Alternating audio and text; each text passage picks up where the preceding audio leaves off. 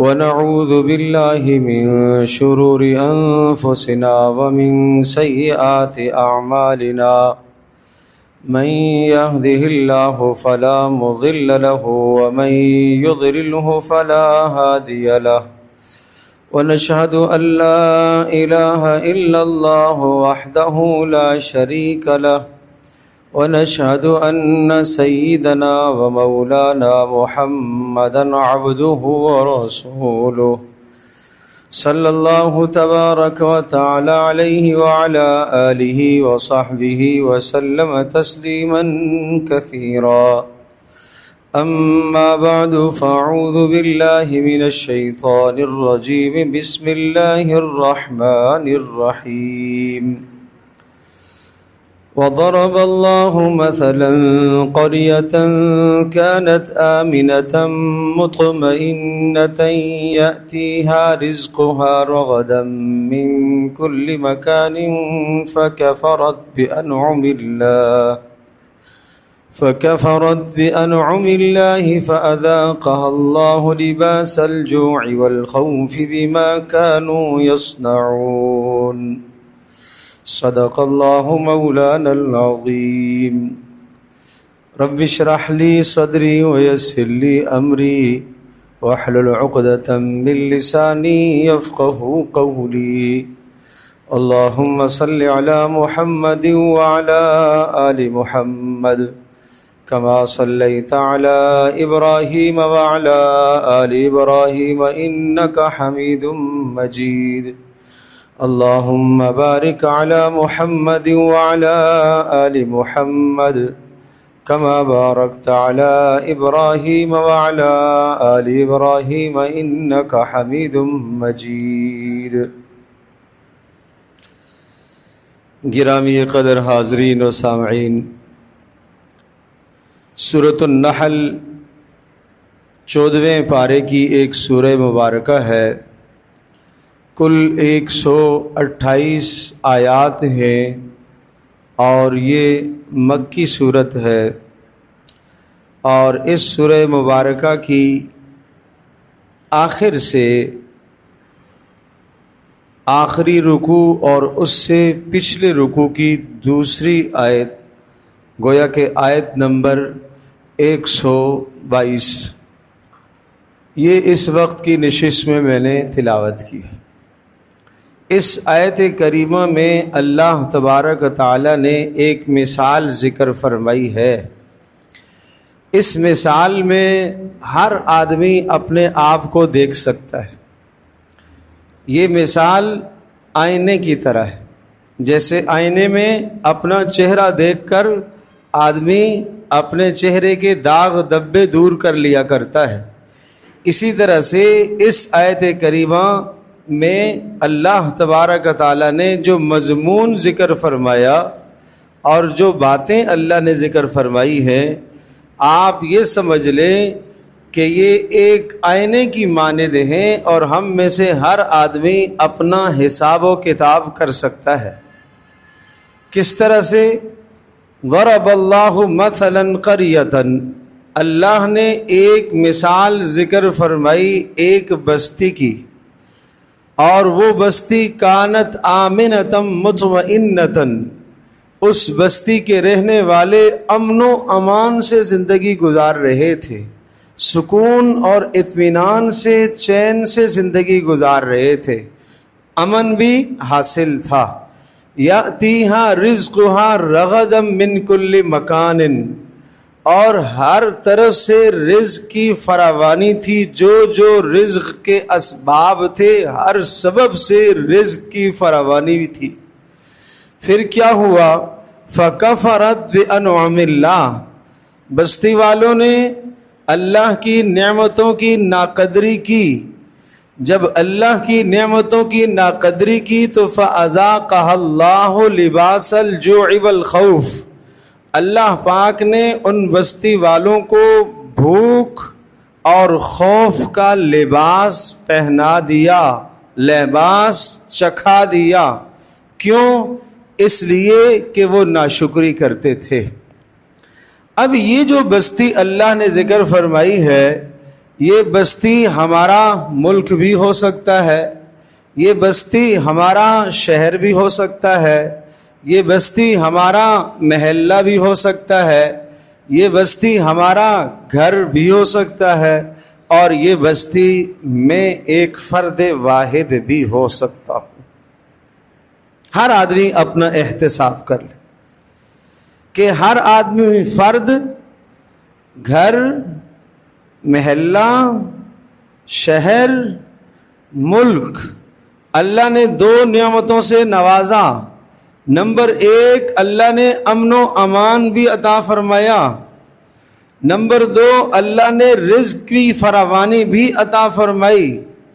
یہ 2 بہت بڑی اور بنیادی نعمتیں ہیں جن عظیم الشان نعمتوں کو حضرت ابراہیم علیہ السلام نے اپنی اولاد کے لیے اللہ سے مانگا تھا۔ رب اجعل ھذا بلدا آمنا، اے اللہ اس جگہ کو امن والا شہر بنا دے۔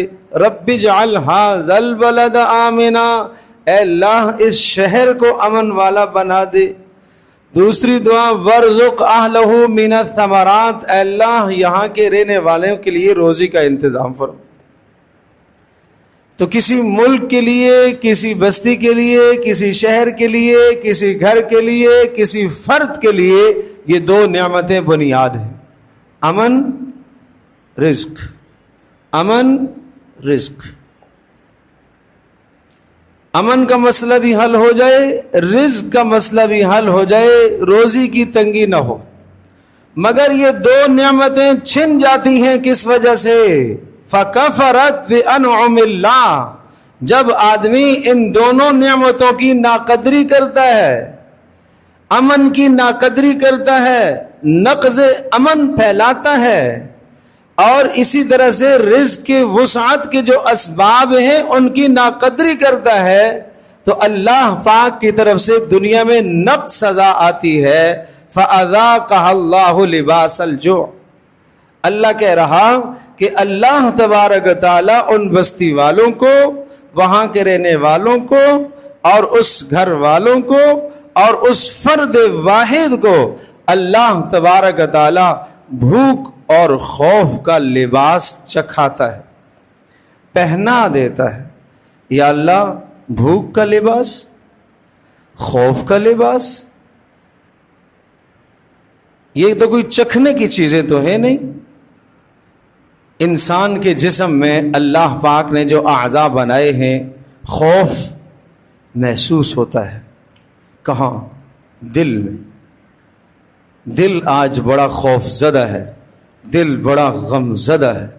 خوف کی جگہ کہاں ہے؟ دل۔ اور چھوٹا سا جسم کے اندر عضو ہے انسان کا دل، چھوٹا سا، اور وہ جب خوف زدہ ہوتا ہے تو اس کے خوف زدہ ہونے کی وجہ سے سر سے لے کر پیر تک بے قراری ہوتی ہے، کہ ایسا تو نہیں ہے کہ بس دل خوف زدہ ہے باقی پورا جسم اطمینان سے سو رہا ہے، نیند بھی نہیں آتی، کھانا بھی اچھا نہیں لگتا۔ کیوں؟ خوف۔ خوشی بھی خوشی نہیں محسوس ہوتی، کیوں؟ دل میں کیا ہے؟ خوف ہے۔ تو خوف محسوس کرنے کا جسم کے اندر جو حصہ ہے وہ تھوڑا سا حصہ ہے، وہ صرف دل ہے۔ مگر دل جب خوف محسوس کرتا ہے تو پورا بدن انسان کا کانپ اٹھتا ہے۔ تو بتاؤ، جب سر سے لے کر پیر تک سارے اعضاء کو اگر اللہ تبارک تعالی خوف محسوس کرنے کی صلاحیت عطا کر دے تو انسان کے جسم کا کیا حال ہوگا؟ یہ یوں مثال دی۔ اور دوسرا، بھوک محسوس ہوتی ہے۔ بھوک کہاں محسوس ہوتی ہے؟ انسان کے معدے میں۔ معدہ بھی کوئی بہت بڑی بلا نہیں ہے، انسان کے پیٹ میں تھوڑا سا حصہ ہے جہاں انسان کی خوراک جا کر ٹھہرتی ہے، اور وہ آدمی کا معدہ ہے، اور وہ معدہ بھوک محسوس کرتا ہے۔ مگر وہ معدہ بھوک محسوس کرتا ہے، اور جب انسان بہت زیادہ بھوکا ہوتا ہے تو کتنا بے قرار ہو جاتا ہے، نیند بھی ختم ہو جاتی ہے، نماز پڑھنے کو بھی جی نہیں چاہتا، کسی سے بات کرنے کو بھی جی نہیں چاہتا. کیوں؟ بھوک محسوس ہو رہی ہے. اور بھوک کیا محسوس کر رہا ہے؟ اندر معدہ بھوک محسوس کر رہا ہے. تو اللہ پاک نے یہ ارشاد فرمایا کہ جب ناشکری کرتے ہیں تو ہم یہ نہیں کہ صرف دل میں خوف اتارتے ہیں، جب ناشکری کرتے ہیں تو ہم یہ نہیں کہ اس کے معدے کے اندر تنگی ڈال دیتے ہیں، بلکہ سر سے لے کر پیر تک ہم خوف مسلط کر دیتے ہیں اور ہم بھوک مسلط کر دیتے ہیں. کس کا نتیجہ؟ ناشکری کا. کس کا نتیجہ؟ ناقدری کا، ناقدری کا، ناشکری کا. شکر گزاری مزاجوں میں نہیں رہی ہے، شکر گزاری نہیں ہے، قدردانی نہیں ہے. شکر گزاری کا معنی صرف یہی نہیں کہ یا اللہ تیرا شکر، یا اللہ تیرا شکر، یا اللہ تیرا شکر. یہ بھی شکر ہے، یہ شکر کی ایک قسم ہے. شکر یہ ہے کہ انسان زبان سے بھی اقرار و اعتراف کرے یا اللہ تیرا شکر ہے، اور زبان کے ساتھ ساتھ جو نعمتیں ملی ہیں ان نعمتوں کو اپنی حیثیت سے زیادہ جانے. میری لیاقت اور استطاعت نہیں ہے، میری استطاعت نہیں ہے، اللہ نے اپنا فضل فرمایا. اور جو نعمتیں جس مقصد کے لیے دی گئی ان مقاصد میں ان نعمتوں کو استعمال کرے تو یہ شکر ہوگا. 3 باتیں ہوں گی تو شکر ادا ہوگا. نمبر 1 زبان سے بھی کہے اے اللہ شکر. نمبر 2 اس نعمت کو اپنی استعداد سے، اپنی صلاحیت سے زیادہ سمجھے. اور نمبر 3 اس نعمت کو صحیح استعمال کرے تو یہ نعمت کی شکر گزاری ہے. اور اگر نعمت کو صحیح استعمال نہ کیا تو یہ نعمت کی ناقدری ہے. چاہے مال کی نعمت ہو، چاہے اولاد کی نعمت ہو، چاہے گھر کی نعمت ہو، چاہے کاروبار اور دکان کی نعمت ہو. لہذا خوف مسلط ہوتا ہے، بھوک مسلط ہوتی ہے، تنگ دستی آ جاتی ہے، فاقے گھر میں ڈیرے ڈال دیتے ہیں. اسباب رزق کے ہونے کے باوجود بھی، اسباب ہونے کے باوجود بھی پریشانیاں بڑھتی جاتی ہیں، پریشانیاں بڑھتی جاتی ہیں. امن و امان کے ذرائع اختیار کرنے کے باوجود بھی خوف زیادہ بڑھ رہا ہے. اس کا مطلب یہ ہوا کہ اللہ ناراض ہو گیا، اللہ ناراض ہو گیا. اللہ کو راضی کرنے کی ضرورت ہے. فَأَذَاقَهَا اللَّهُ لِبَاسَ الْجُوعِ وَالْخَوْفِ بِمَا كَانُوا يَصْنَعُونَ. مثال کے طور پر ہم آج دنیا میں کام کرتے ہیں، کاروبار کرتے ہیں، ملازمت کرتے ہیں، آمدنی کے مختلف ذرائع اختیار کرتے ہیں، روزمرہ لوگوں سے میل جول ہے، بات چیت ہوتی ہے. دیکھیں کہ ہماری زندگی میں ایفائے عہد، وعدے کی پاسداری کتنی ہے. اگر وعدے کی پاسداری نہیں ہے تو یہ اللہ کی نعمتوں کی ناقدری ہے. حضرت عمر رضی اللہ تعالی عنہ کے دور کی بات ہے کہ فارس کا جو دنیا کی اس وقت سپر طاقت جانی جاتی تھی، وہاں کا سپہ سالار گرفتار ہو کر لایا گیا. ہرمزان اس کا نام تھا، اور حضرت عمر رضی اللہ تعالی عنہ کے سامنے لایا گیا. اس نے اسلام کو بہت نقصان پہنچایا اور بہت سارے لوگوں کی شہادتیں اس کی وجہ سے واقع ہوئی. حضرت عمر رضی اللہ تعالی عنہ کے سامنے جب لایا گیا تو حضرت عمر رضی اللہ تعالی عنہ نے اس کے قتل کا فیصلہ فرمایا، اس کو قتل کر دیا جائے. اس نے کہا کہ امیر المومنین پانی مل سکتا ہے؟ مجھے پیاس محسوس ہو رہی ہے، مجھے پانی ملے گا؟ تاکہ آخری تمنا ہے کہ میں پیاسا تو نہ مروں. حضرت عمر رضی اللہ تعالی عنہ نے اسے پانی دیا، جلاد کو روک دیا اور حکم دیا کہ ساتھیوں کو کہ اسے پانی پلاؤ. پانی جب ہاتھ میں اس نے لیا تو کہا امیر المومنین یہ بتائیے ایسا تو نہیں ہے کہ میں یہ گلاس، یہ پانی کا پیالہ اپنے منہ سے لگاؤں اور ادھر سے جلات کو آپ حکم دیں اور وہ میری گردن اڑا دے، ایسا تو نہیں ہوگا۔ حضرت عمر نے فرمایا کہ نہیں، ایسا نہیں ہوگا۔ کہا مجھے پانی پینے دیا جائے گا نا یہ پانی؟ جی ہاں پینے دیا جائے گا۔ جب تک آپ یہ پانی پی نہیں لیں گے اس وقت تک آپ کی جان نہیں ماری جائے گی۔ کیا کہا؟ جب تک آپ یہ پانی پی نہیں لیں گے اس وقت تک آپ کی جان نہیں ماری جائے گی۔ اس نے جھٹ سے اس پیالے کو نیچے گرا دیا، کہا اب وعدے کو پورا کریں۔ آپ نے کیا فرمایا تھا؟ جب تک یہ پانی آپ نہیں پیئیں گے تو گردن آپ کی نہیں ماری جائے گی۔ یہ پانی تو میں نے گرا دیا، اب یہ پانی تو زمین سے اٹھانا ممکن نہیں ہے، اب آپ مجھے قتل نہیں کر سکتے اپنے وعدے کے مطابق۔ حضرت عمر رضی اللہ تعالی عنہ نے جلاد کو حکم دیا تلوار پیچھے کر لو۔ کہا تیرے مسئلے میں ہم غور کرتے، وقتی اس کو چھوڑ دی۔ حضرت عمر رضی اللہ تعالی عنہ نے جیسے ہی جلاد سے کہا کہ ہم تلوار تم پیچھے کر دو اور ہم اس کے مسئلے میں غور کرتے ہیں، تو اس نے کلمہ پڑھا، اشہد ان لا الہ الا اللہ اشہد ان محمدً عبدہ ورسولہ۔ میں گواہی دیتا ہوں کہ اللہ کے سوا کوئی عبادت کے لائق نہیں، اور میں گواہی دیتا ہوں کہ محمد صلی اللہ علیہ وسلم اللہ کے بندے اور رسول۔ اسلام لے آیا۔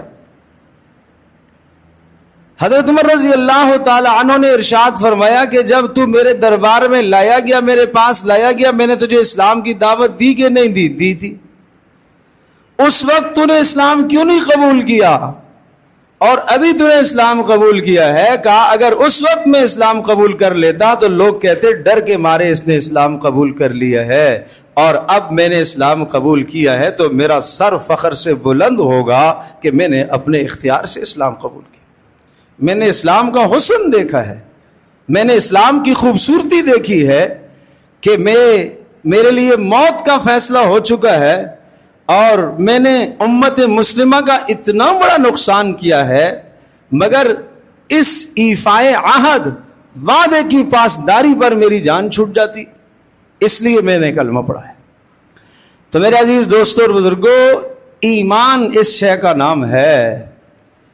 ایمان میں پھر انسان اپنے نفع نہیں دیکھا کرتا، ایفائے عہد میں اپنا منافع نہیں دیکھا کرتا، وعدے کی پاسداری دیکھی جاتی، امانت داری دیکھی جاتی ہے، دیانت داری دیکھتا ہے انسان۔ اس میں پھر آدمی یہ نہیں دیکھتا کہ مجھے نفع کس طرف سے ہے، جھوٹ بولوں گا اتنا نفع ہے، سچ بولوں گا تھوڑا نفع ہے، امانت اختیار کروں گا تھوڑا نفع ہے، غداری کروں گا زیادہ نفع ہے۔ مومن کا کام یہ نہیں، مومن جھوٹ نہیں بولتا۔ پیارے رسول صلی اللہ علیہ وسلم سے پوچھا گیا، اللہ کے رسول ایکون المؤمن، کیا آپ یہ بتائیے کہ مومن بخیل ہوتا ہے؟ آپ نے فرمایا ہاں بخیل ہو سکتا ہے۔ اچھا آپ یہ بتائیے کہ کیا مومن بزدل بھی ہو سکتا ہے؟ ہاں بزدلی بھی آ جاتی ہے، خوف آ جاتا ہے۔ اچھا ایکون المؤمن کذابا، مومن جھوٹ بولتا ہے؟ آپ نے فرمایا نہیں، مومن جھوٹ نہیں بولتا۔ مومن جھوٹ نہیں بولتا، اس کی نشانی ہے وہ جھوٹ نہیں بولے گا، وہ تجارت میں نہیں جھوٹ بولے گا، وہ کاروبار میں نہیں جھوٹ بولے گا، وہ گھریلو زندگی میں نہیں جھوٹ بولے گا۔ اس کا بڑا نقصان ہو جائے مگر سچائی اور امانت داری کا خیال رکھے گا، وہ دھوکہ بازی نہیں کرے گا، وہ فراڈ نہیں کرے گا، وہ دکھانا اور دینا اور یہ کام نہیں کرے گا، چیز اور کمپنی کی دکھائے دے کسی اور کمپنی کی نہ، یہ مومن کا کام نہیں ہے، یہ دھوکہ فراڈ مومن کا کام نہیں ہے۔ ایک بادشاہ ہے اور اس بادشاہ اپنے محل کے اندر آرام کر رہا تھا۔ دوپہر کا وقت تھا، چلچلاتی دھوپ تھی، اور آواز آئی باہر سے کہ تازے سیب لے لو۔ تو بادشاہ نے اپنے وزیر سے کہا کون ہے؟ کہا ایک گدھا گاڑی والا آدمی ہے اور خستہ حالت اس کی شکل ہے، اور گدھا گاڑی کے ریڑے کے اوپر اس نے سیب رکھے ہوئے ہیں۔ اچھا، بادشاہ نے 5 دینار دیے اور کہا کہ جاؤ میرے لیے سیب لے کے آ جاؤ۔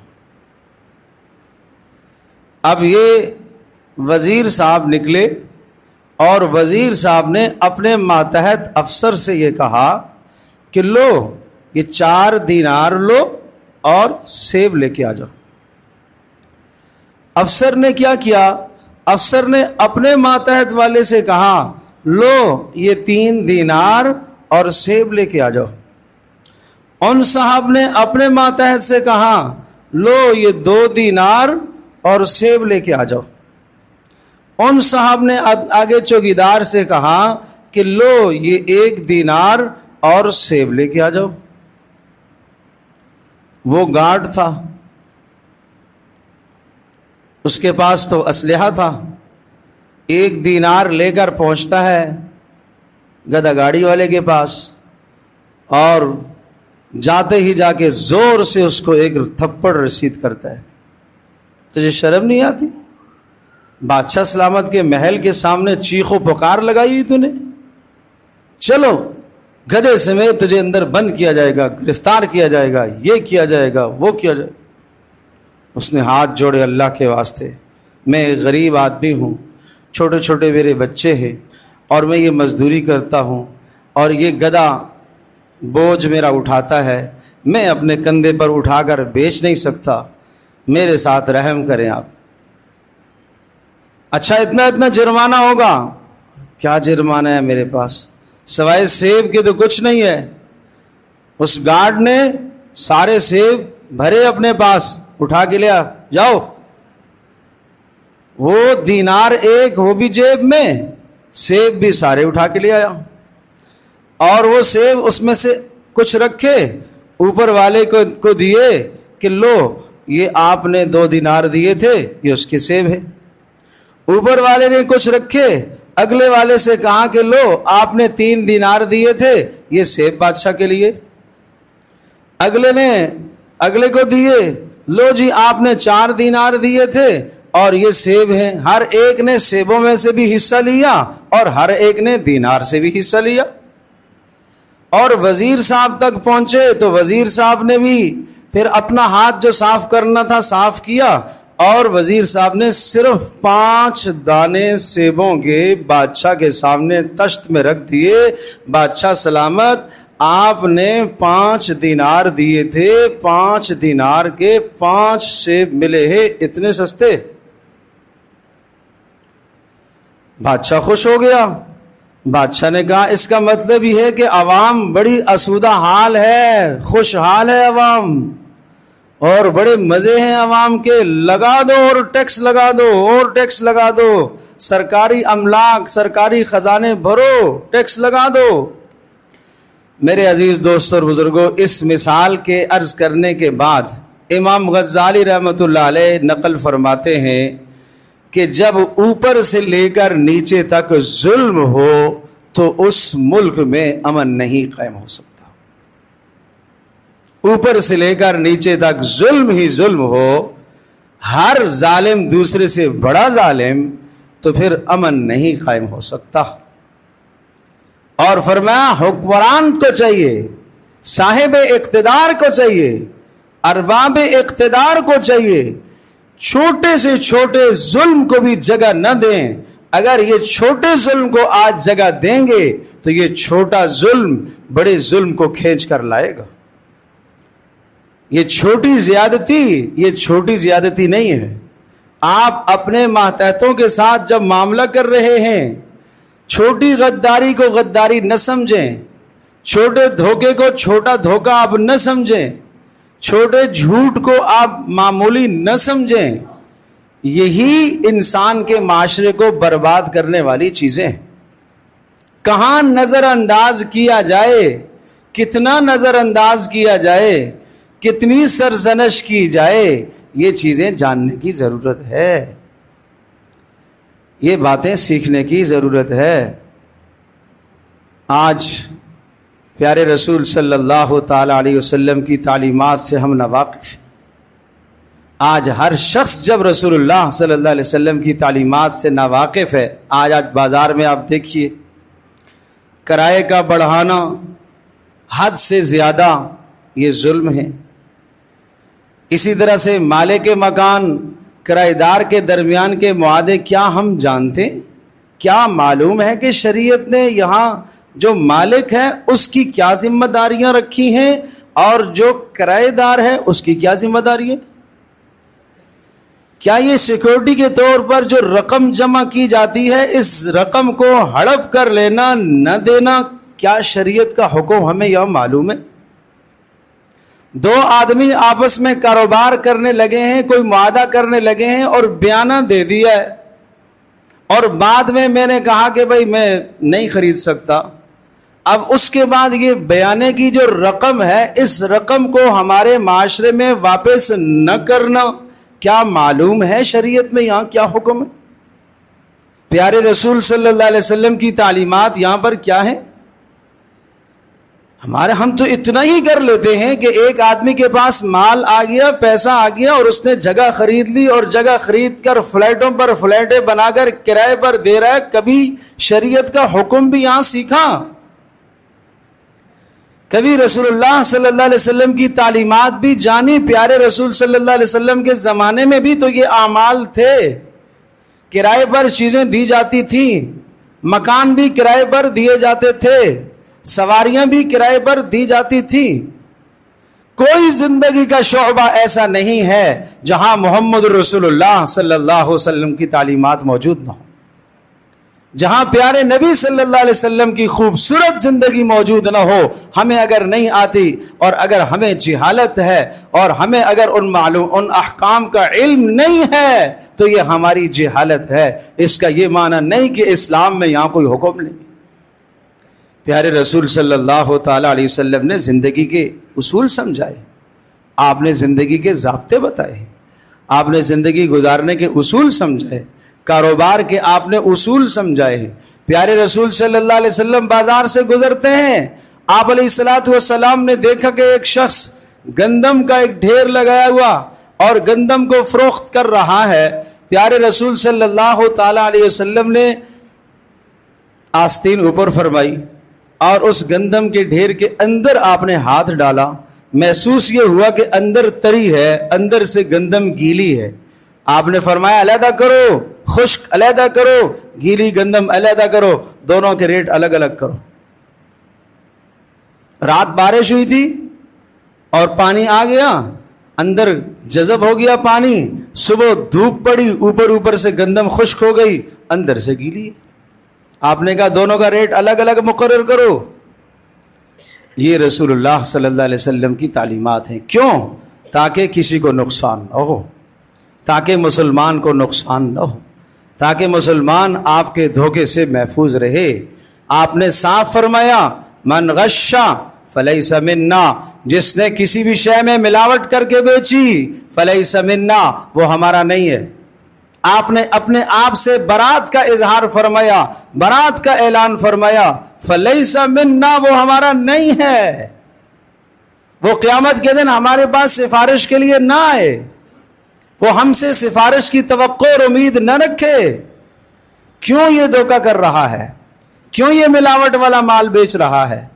کیوں یہ کاروبار میں ملاوٹ کر رہا ہے؟ کیوں یہ کام میں ملاوٹ کر رہا ہے؟ آج ہمارے شہر کے اندر جو وبال ہر روز سننے میں آتے ہیں، وہاں آگ لگی، وہاں آگ لگی، وہاں اتنی مارکیٹ تباہ ہو گئی، اربوں کا نقصان ہو گیا، یہ کیا ہے میرے عزیز دوستو؟ آپ ظاہری اسباب کی طرف دیکھتے رہو۔ سرکٹ شارٹ ہو گیا، کسی نے سگریٹ لگایا ہوگا، کسی نے جناب تیری لگا دی ہوگی، کسی نے یہ کر دیا ہوگا، کسی نے یہ کر دیا ہوگا، یہ سارے کے سارے اسباب آپ دیکھ رہے ہو۔ آؤ قرآن کیا کہتا ہے اس سبب کو کیوں نہیں دیکھا؟ قرآن کیا کہتا ہے کیوں نہیں دیکھا اس سبب کو؟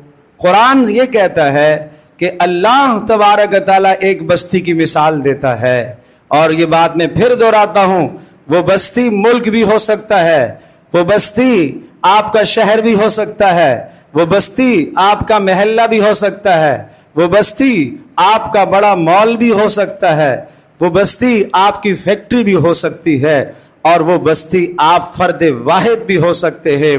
کہا کہ اللہ نے رزق کی فراوانی دی تھی، ہر طرف سے رزق آ رہا تھا، امن بھی حاصل تھا، رزق بھی حاصل تھا، مگر اس بستی والوں نے جب ناشکری کی فَكَفَرَتْ بِأَنْعُمِ اللَّهِ، اللہ کی نافرمانی کر کے جھوٹ بولتے رہے، دھوکے کرتے رہے، غداریاں کرتے رہے، مسلمانوں کے ساتھ دھوکے کرتے رہے، دھوکے اور فراڈ سے مال بیچتے رہے، اور اپنے پیٹ کو بھرنے کے لیے دوسرے کے پیٹ کو کاٹتے رہے۔ فَأَذَاقَهَا اللَّهُ لِبَاسَ الْجُوعِ وَالْخَوْفِ بِمَا كَانُوا يَصْنَعُونَ، ان کے اس جرم کی وجہ سے اللہ تبارک تعالیٰ نے ان پر بھوک کو مسلط کر دیا، تنگ دستی کو مسلط کر دیا، فقر و فاقے کو مسلط کر دیا، بد امنی کو اللہ نے مسلط کر دیا، اللہ نے مسلط کیا۔ تو اللہ کا مسلط کیا ہوا عذاب تو پھر اللہ ہی دور کرے گا، اللہ ہی دور کرے گا۔ بادشاہ بیٹھا ہوا ہے اور پورے ملک میں قحط آ گیا، وزیر بھی ایک بیٹھا ہوا ہے، بادشاہ سلامت، پریشانی کی وجہ وزیر تمہیں پتہ نہیں پورا ملک قحط میں مبتلا ہے، تو بادشاہ سلامت آپ لشکر کیوں نہیں لے جاتے اس قحط کے خلاف؟ وزیر کے کہنے پر بادشاہ کہتا ہے پاگل ہو، یا یہاں کوئی لشکر کی ضرورت ہے؟ یہ مصیبت تو اوپر سے آئی ہے۔ اب سنو، اس نے کہا، ایک واقعہ سنایا، ایک لومڑی کہیں سفر میں جانے لگی اور اس نے شیر سے کہا میاں میرا بچہ ہے اور مجھے خطرہ ہے کہ کہیں اس کا کوئی نقصان نہ پہنچائے، اس کو آپ اپنے پاس رکھ لیں، آپ بادشاہ ہیں جنگل کے، طاقتور جانور ہیں، تو آپ سے تو کوئی نہیں چھینے گا، کوئی نہیں مارے گا۔ بادشاہ سلامت نے لومڑی کے بچے کو اپنے کندھے پر بٹھایا اور جدھر جائے وہ لومڑی کا بچہ اس کے ساتھ ساتھ کندھے پر بیٹھا ہوا، امن و امان سے رہ رہا۔ ایک دن اوپر سے ایک عقاب آیا اور اس نے جھپٹا مارا اور اٹھا کے لے گیا۔ اب جب لومڑی آئی اور اس نے پوچھا کہ بادشاہ سلامت میرا بچہ، کہا بھی لومڑی اگر مصیبت زمین کی ہوتی تو میں نمٹ لیتا، یہ مصیبت آئی تھی اوپر سے، اس میں میرا اختیار نہیں چلتا۔ بات میرے عزیز دوستو سبق کی یہ ہے کہ مصیبت جب اوپر سے آتی ہے تو پھر اوپر والے کو راضی کرو، پھر اس اللہ کو راضی کرو۔ مسنون اعمال پر آؤ۔ پیارے رسول صلی اللہ علیہ وسلم نے دعائیں بتائی، ایک تو دھوکہ، فراڈ، نافرمانی، ملاوٹ، ان سب چیزوں کو چھوڑ دو۔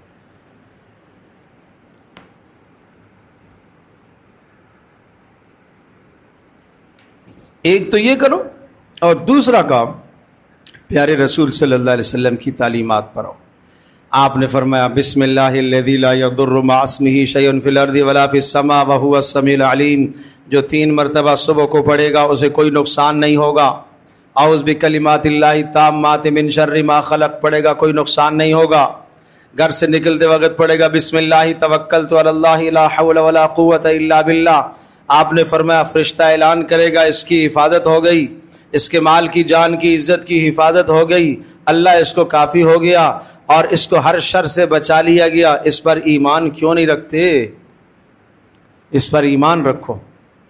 ابو دردہ رضی اللہ تعالی عنہ کو کہنے والوں نے کہا آپ کا مکان جل کر خاکستر ہو گیا، خاک بن گیا ہے، نہیں جلا، جل گیا ہے، نہیں جلا، اللہ کی قسم نہیں جلا۔ دوسرے نے آ کر کہا کہ آگ کے شعلے آپ کے مکان کے قریب تک پہنچے اور آگ بجھ گئی۔ کہا مجھے یقین تھا نہیں جلے گا بھائی۔ کہا کیسے آپ نے کہا؟ کہا پیارے رسول صلی اللہ علیہ وسلم کی بتائی ہوئی دعا میں نے پڑھی، جس پر آپ نے فرمایا جو دعا یہ آدمی پڑھ لے گا اس کا مکان بھی محفوظ، اس کا مال بھی محفوظ، اس کا گھر بھی محفوظ۔ بلا رسول اللہ صلی اللہ علیہ وسلم کی دعا پڑھنے کے بعد میرا مکان جل سکتا ہے؟ اس کو کوئی آگ جلا سکتی ہے؟ اللہ اکبر، اللہ اکبر۔ یقین دیکھیے ان لوگوں کا۔ ہمارا یقین مال پر ہے، ہمارا یقین اسباب پر ہے، ہمارا یقین دنیا کی چیزوں پر ہے۔ اعمال پر یقین لاؤ، پیارے رسول کی سیرت پر یقین لاؤ، آپ کی تعلیمات پر یقین آئے گا۔ اللہم انت ربی لا الہ الا انت علیک توکلت وانت رب العرش العظیم ما شاء اللہ کان وما لم یشاء لم یکن اعلم ان اللہ علی کل شیء قدیر وان اللہ قد احاط بکل شیء علما اللہم انی اعوذ بک من شر نفسی ومن شر کل دابہ انت آخذ بناصیتها ان ربی علی صراط مستقیم۔ یہ ہے دعائے ابو دردہ، اس کو ابو دردہ پڑھا کرتے تھے۔ اس دعا کے پڑھنے سے مکان نہیں جلا۔ آؤ یقین رکھیں ان اعمال پر، آؤ اسباب کے درجے میں رکھیں اور ان اعمال پر یقین رکھیں اور اپنی زندگی کو بدلنے کی نیت کریں۔ اللہ مجھے بھی آپ کو ہم سب کو عمل کی توفیق عطا فرمائے۔